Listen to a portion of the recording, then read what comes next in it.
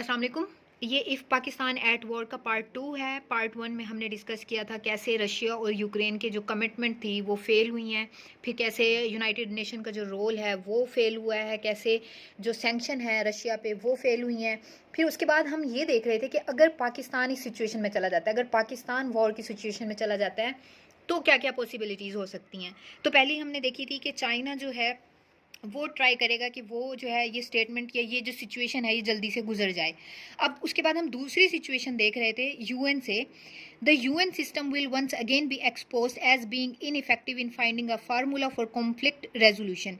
अब वो कह रहे हैं जो यूनाइटेड नेशन है ना will once again be exposed, वो फिर से एक्सपोज हो जाएगा कि वो कितना इनइफेक्टिव है एक फार्मूला फाइंड करने में, कॉन्फ्लिक्ट का जो सोल्यूशन है।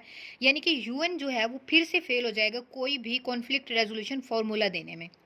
जैसे कि वो फार्मूला नहीं दे सका अभी तक रशिया और यूक्रेन की वॉर को, जैसे कि वो फार्मूला नहीं दे सका अभी तक पैलेस्टाइन और इसराइल के इशू को, जैसे कि वो नहीं दे सका अभी तक कोई भी फार्मूला रेजोल्यूशन का कश्मीर के इशू को। तो इसी तरह फिर से एक्सपोज हो जाएगी उसकी इनइफेक्टिवनेस। फिर यूरोप का बता रहे हैं, Europe might not be go beyond adopting couple of resolution mainly from the EU platform. तो यूरोप जो क्या करेगा वो ईयू का प्लेटफॉर्म यूज़ करते हुए कुछ रेजोल्यूशन निकाल देगा, जैसे कि अभी भी उसने यूक्रेन के उससे निकाली हुई है। तो ये आप देखते जाएं। पहले हमने क्या देखा था, चाइना का देखा था, फिर हम यूएन का रोल देख रहे हैं अगर पाकिस्तान वॉर में जाता है, और अब हम यूरोप का देख रहे हैं। उसके बाद देखें, for powerful nations of the world the aim would be to avoid a situation in which an undesirable button is pressed sending ripples of war toward the energy rich Middle East और beyond. अब वो कह रहा है जो powerful Nations है ना, जो इस दुनिया की पावरफुल कंट्रीज़ हैं, उनका एम ये होगा कि एक बटन ना प्रेस हो जाए। अब वो बटन कौन सा बता रहे हैं, वो न्यूक्लियर बटन बता रहे हैं। सेंडिंग रिपल्स, रिपल्स का मतलब होता है वेव। जो वॉर की वेव्स है ना वो एनर्जी रिच कंट्री की तरफ ना जाएं। तो पहला एम यही होगा पावरफुल नेशंस का कि न्यूक्लियर बटन ना प्रेस किया जाए। फिर है middle eastern powers and the Arab would feel the heat but not the extent of taking sides. अब वो कह रहे हैं कि मिडल ईस्ट भी फील करेगा इस वॉर की जो हीट होगी, बट वो साइड लेने की तरफ नहीं आएंगे किसी एक कंट्री की, अगर पाकिस्तान किसी दूसरी कंट्री के साथ वॉर में जाता है। Even Iran would wish to keep itself away from the battlefield. फिर ईरान की तरफ आ जाएं तो ईरान का भी वो कह रहे हैं कि ईरान भी अवॉइड करेगा कोई एक साइड लेने के लिए। पाकिस्तान प्रिंसिपल, अच्छा ईरान का ईरान जो है वो एक हमारा नेबर भी है। फिर इसी तरह से देखिए यहाँ पे बिल्कुल एक अगर वॉर हो जाती है पाकिस्तान की किसी भी कंट्री के साथ, तो कैसे जो तमाम मिडल ईस्ट है, चाइना है, ईरान है, फिर ईयू है, वो कैसे अपने आप को दूर कर लेंगे। Pakistan neutrality on the war in Ukraine might also result in a quid pro quo situation with regard to Russia. इसी तरह वो कह रहा है कि अगर रशिया की तरफ जाएं तो पाकिस्तान ने जो न्यूट्रलिटी दिखाई थी यूक्रेन रशिया वॉर में कि किसी की साइड नहीं ली थी, तो ये हो सकता है कि यही जो वापस मिले पाकिस्तान को रशिया की तरफ से, ये यूक्रेन की तरफ से वो भी न्यूट्रल रहें। With the African and south American region completely out of the picture. उन इनको तो वो निकाल ही देना, वो कहते हैं कि अमेरिकन जो साउथ अमेरिकन रीजन है या अफ्रीकन रीजन है उनको पिक्चर से निकाल दें। The Central Asian state would wish to safeguard against any attack on their own energy rich areas rather than being becoming a party of the war. तो वो कह रहे हैं जो सेंट्रल एशियन है ना वो भी ट्राई करेंगे कि वो साइड ना लें, क्योंकि उन्हें वो खुद एनर्जी रिच एरियाज हैं तो वो अपने इंटरेस्ट को प्रोटेक्ट करें। Regional arrangement might help the enemy to muster the required political support.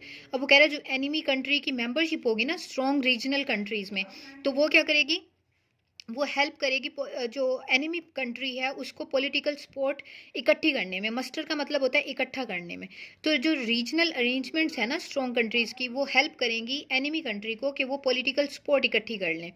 Pakistan may have to get ready to fight on both the eastern and western border as Kabul might surprise Islamabad yet again. अब देखें एक और situation बता दिया है कि जो काबुल है ना वो भी पाकिस्तान को सरप्राइज कर सकता है। अब जो वेस्टर्न और ईस्टर्न, एक इंडिया के साथ और एक अफगानिस्तान के साथ जो बॉर्डर है, इन दोनों पे पाकिस्तान को एक्टिव रहना होगा, विजिलेंट रहना होगा, क्योंकि जो काबुल है वो भी पाकिस्तान पे अटैक कर सकता है। The likes of ISK, Daesh, al Qaeda will have a field play adding additional problem for Pakistan. अब जैसे कि तालिबान TTP है, तहरीक तालिबान पाकिस्तान, वो भी अफगानिस्तान से ऑपरेट हो रही है। तो इसी तरह एक अफगानिस्तान का जो फ्रंट है वो भी पाकिस्तान के लिए चैलेंजिंग हो सकता है, वो भी प्रॉब्लम, एडिशनल प्रॉब्लम पाकिस्तान के लिए क्रिएट कर सकता है। किसकी सूरत में, दाइश की, अलकायदा की, ISK की। द गुड न्यूज़, अब इस सब में क्या हो सकता है, गुड न्यूज़ क्या हो सकती है? The US will make sure that the nuclear option is not exercise by either sides. सिर्फ गुड न्यूज़ एक ये है कि जो यूएस है या जितनी भी पावरफुल कंट्रीज़ हैं वो ये इंश्योर करेंगी कि न्यूक्लियर का जो ऑप्शन है ना वो यूज़ ना किया जाए दोनों साइड से, आइदर साइड्स, चाहे पाकिस्तान हो चाहे इंडिया हो। Keeping in view Washington's silence on the accidental firing of BrahMos cruise missile by India, in all probabilities the pressure will be on Pakistan. अभी वो कह रहा है जैसे यूएसए की साइलेंट मोड जो था वो बरमूज क्रूज मिसाइल एक्सीडेंटल फायर हुआ था इंडिया की तरफ से पाकिस्तान की टेरिटरी में, जबकि इंडिया ने इसको एक्सेप्ट भी किया था कि ये जो है वो बाय मिस्टेक्स फायर हुआ था। तो यहाँ पे देखें, एक अगर ये इंडिया पाकिस्तान के रिलेशन में आ जाता है करंट अफेयर में, तो आप इसको ऐड कर सकते हैं कि इंडिया जो है वो कॉन्टीन्यूसली ब्लेम करता है कि पाकिस्तान का जो न्यूक्लियर प्रोग्राम है वो बहुत ज़्यादा वल्नरेबल है। तो यहाँ पे हम बता सकते हैं कि पाकिस्तान ने कोई भी एक ऐसी मिस्टेक नहीं की कि इंडिया की तरफ जो या इंडिया की टेरिटरी में कोई भी अपना एक मिसाइल जो है वो एक्सीडेंटल ही फायर किया हो। लेकिन हमारे पास एक क्लियर एग्जांपल है कि इंडिया की तरफ से जो है पाकिस्तान की टेरिटरी में फायर भी हुआ है बाय मिस्टेक। अब तो ये क्वेश्चन मार्क इंडिया के न्यूक्लियर प्रोग्राम पे जाके लगता है कि उनका अपना कितना सिक्योर है कि वहाँ से एक मिसाइल ही फायर हो जाता है पाकिस्तान की तरफ। तो इसको आप एलेबरेट कर सकते हैं पाकिस्तान अफेयर में या करंट अफेयर में, पाकिस्तान इंडिया के रिलेशंस में। तो वो कह रहे हैं प्रेशर जो है वो फिर भी पाकिस्तान पे ही आएगा। Some powerful countries might likely to avail the opportunity to make suitable adjustment to Pakistan's most favored strategic program. अब वो कहने इस सिचुएशन से जो है ना वो पावरफुल कंट्रीज जो हैं वो अपना फ़ायदा उठाने की कोशिश करेंगी, अपना जो स्ट्रेटेजिक प्रोग्राम है। अब इसकी एग्जांपल क्या हो सकती है? इसकी एग्जांपल हो सकती है सीपीसी। चाइना जो है वो इस सिचुएशन को माइट भी पाकिस्तान को हेल्प करने के लिए वो अपनी कुछ जो सिचुएशंस हैं या अपनी जो कंडीशंस हैं उनको स्ट्रिक्ट कर ले, या यूएस जो है वो एड देने के उसमें या न्यूक्लियर वेपन्स देने के उसमें कोई ना कोई पाकिस्तान को कहे कि आप सीपीसी पे काम कम कर दें, या कुछ भी हो सकता है। इसकी सिचुएशन जो है ना वो पाकिस्तान की स्ट्रेटेजिक प्रोग्राम को जो है वो अवेल करना चाहेंगे तमाम पावरफुल कंट्रीज अपने फेवर में। In the event of deterrent remaining as such, it might yet be another conventional war. Due to the unpredictability factor, both Pakistan and India would not like to go for a full-scale war unless someone tries to be adventurous and stage another Kargil-like melodrama. वो कह रहे हैं इसकी situation बहुत कम है कि India और पाकिस्तान जो है वो डायरेक्टली किसी फुल स्केल वॉर में चले जाएं।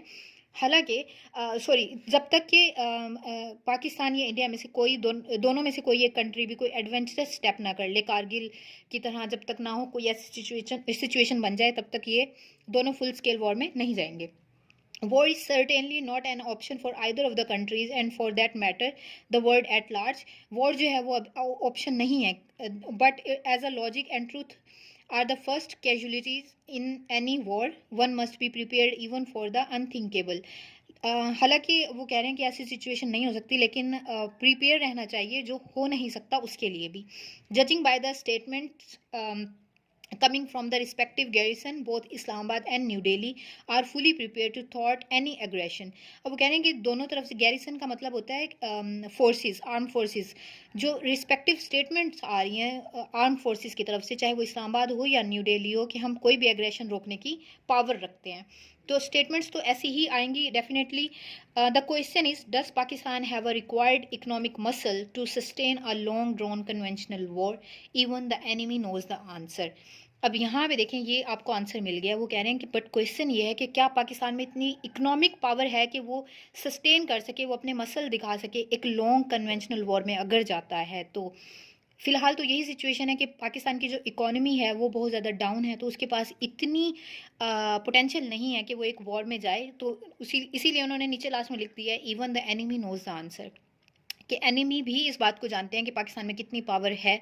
तो यहाँ से देखें एक ये भी पॉइंट जाता है कि अगर पाकिस्तान में इकोनॉमिक पावर नहीं है एक वॉर में जाने की, तो इसका फ़ायदा उठाया जा सकता है इंडिया की तरफ से, अफगानिस्तान की तरफ से, या किसी भी एनिमी कंट्री की तरफ से, कि उनको पता है कि इस वक्त पाकिस्तान इस सिचुएशन में नहीं है कि वो एक कन्वेंशनल वॉर को अफोर्ड कर सके। तो ये था एडिटोरियल पाकिस्तान के वॉर में जाने की सिचुएशन के बारे में। ये एडिटोरियल बहुत ज़्यादा ज़रूरी होते हैं ऐसे पढ़ने, क्योंकि ये बहुत ज़्यादा थॉट प्रोवोकिंग होते हैं, आपकी क्रिटिकल थिंकिंग को इन्हांस करते हैं। आपको पता चलता है कि कौन कौन सी सिचुएशन हो सकती हैं एक प्रॉब्लम को देखने की। तो तब तक जब तक हम एक और एडिटोरियल पे वीडियो बनाएंगे, तब तक आप चैनल को सब्सक्राइब कर लें। थैंक